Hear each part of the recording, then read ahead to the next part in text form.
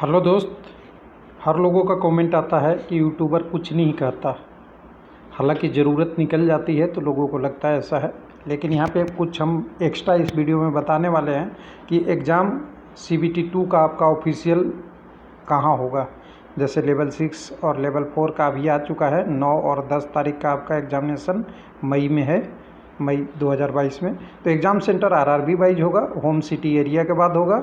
और कुछ लोगों का क्वेरी आया था, मैं इस दर्द को समझ सकता हूं कि एग्ज़ाम लैंग्वेज उन्होंने गलत सेलेक्ट कर लिया है, उसका ऑप्शन नहीं चेंज हुआ है। तो दोस्त, इसमें तो यूट्यूबर कुछ कर नहीं सकता, क्योंकि आपने जब CBT नहीं कर सकते, फॉर्म जब भरा था तो आपका ही चॉइस था। RRB तो कहेगा आपने गलती से कर लिया या सही से किया, लेकिन आपने लैंग्वेज चेंज किया, इसलिए उस पर कुछ एक्शन नहीं लिया, जबकि ले लेना चाहिए था।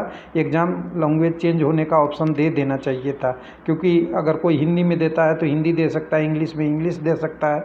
हो सकता है बीच में किसी क्वेश्चन को कन्फ्यूजन हो तो RRB लिखता है नोटिस में कि कोई कन्फ्यूजन हो तो लेवल आप इंग्लिश के क्वेश्चन को सही माना जाएगा। तो जो हिंदी सेलेक्ट कर लिया है तो इंग्लिश कैसे पढ़ पाएगा।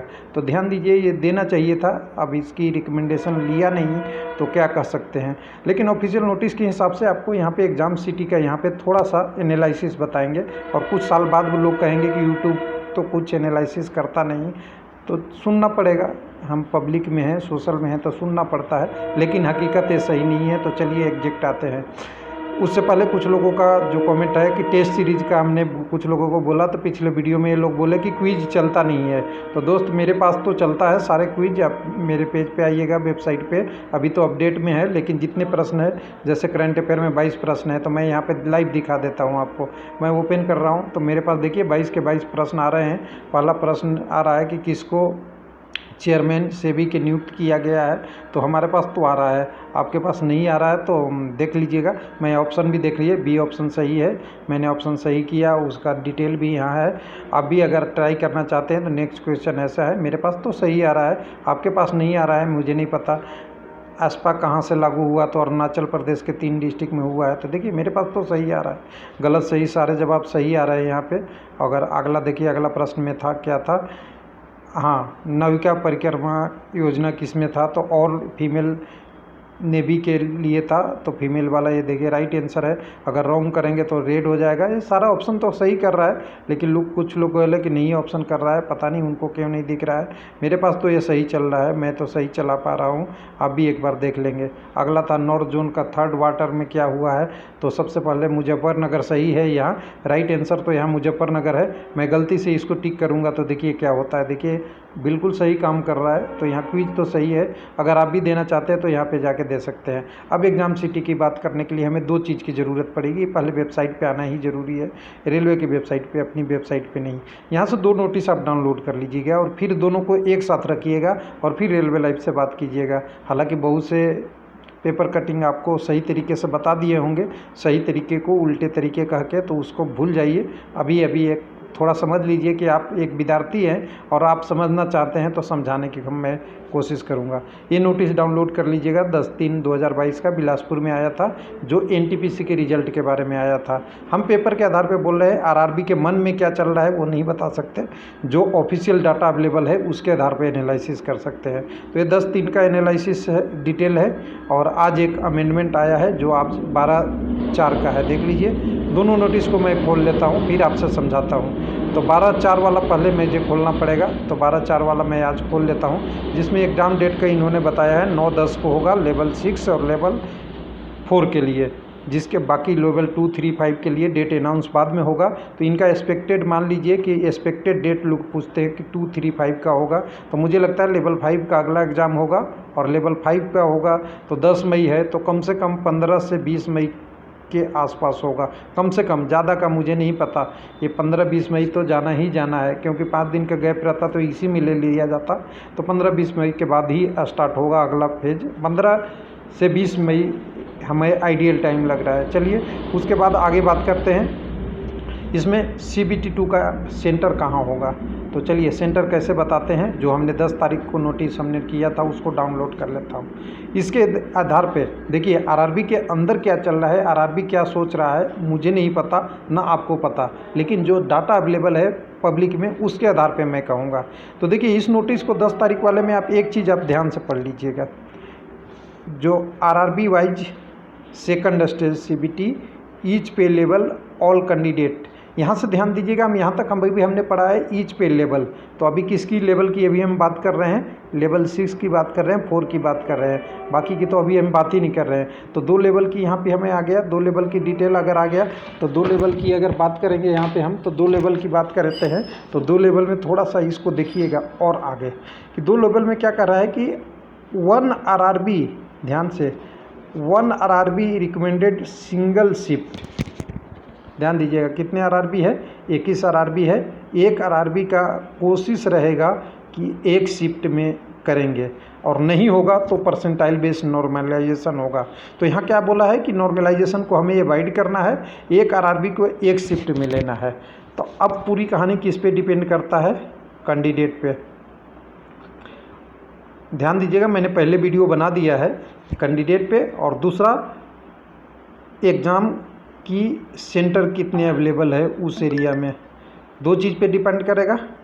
अब ध्यान दीजिएगा मैं बात करूं कि आरआरबी जम्मू है, जम्मू में मान लिए 500 कैंडिडेट है लेवल 6 में, एग्जाम्पल दे रहा हूँ, हो सकता है 200 हो, 150 हो, 1000 हो, 10,000 हो, अलग बात है। और यहाँ पे एग्ज़ाम सेंटर अगर 1000 है तब तो ये 500 कैंडिडेट को केवल जम्मू में ही हो जाएगा। अगर इससे कम सेंटर है तो दूसरे आरआरबी के एरिया में भी जा सकता है।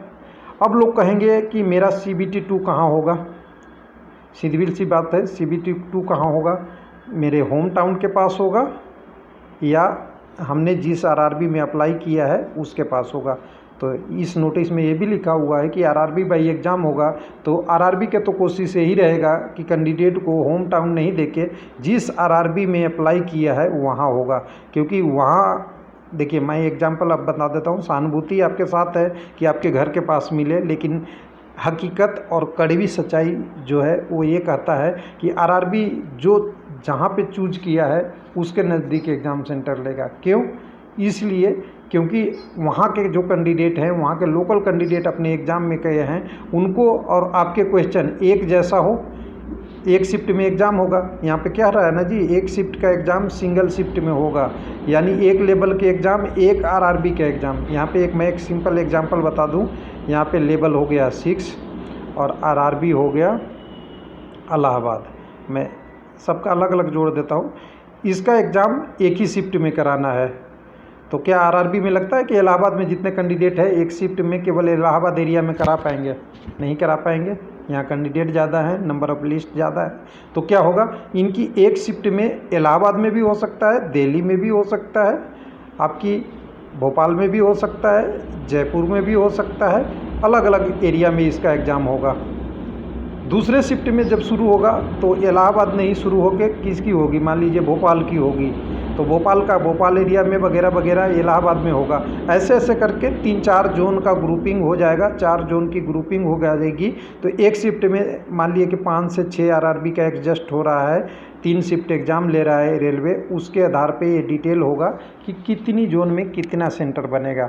यानी यहाँ पे सबसे बड़ी चीज़ है कि ये एग्ज़ाम आपकी अपने आरआरबी में भी नहीं हो सकता और अपने होम के साथ भी नहीं हो सकता, दोनों कंडीशन है। तो यहाँ सारी चीज़ हो गया ओपन ये हो गया कि आपको घर के पास तो मिलने की संभावना कम हो गई, आरआरबी में मिलेगा एग्ज़ाम, आपको जिस आरआरबी में भरे हैं ये सही हो गया थोड़ा। लेकिन अगर आरआरबी में कैंडिडेट बहुत ज़्यादा हैं तो आपको दूसरे आरआरबी एरिया में भी जाना पड़ेगा। कैसा लगा डिटेल?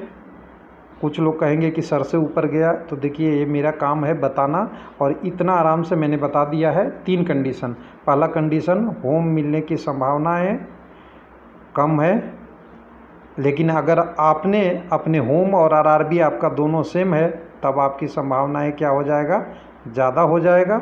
लेकिन अगर आरआरबी आपने रहने वाले हैं